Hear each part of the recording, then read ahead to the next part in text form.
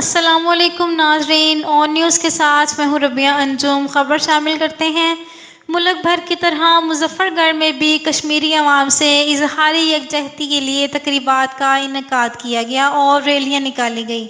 مظفر گڑھ میں مرکزی تقریب ڈپٹی کمشنر آفس میں منعقد کی گئی، جس میں ڈپٹی کمشنر مظفر گڑھ ڈی پی او مظفر گڑھ نے شرکت کی۔ تقریب میں صبح 10 بجے سائرن بجایا گیا اور 1 منٹ کی خاموشی اختیار کی گئی۔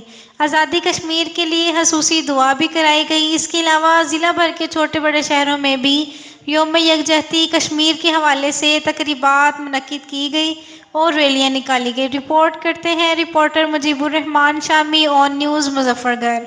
لائک کریں، کمنٹ کریں، شیئر کریں اور بیل آئیکن کو پریس کرنا مت بھولیں۔ دیکھتے رہیے آن نیوز۔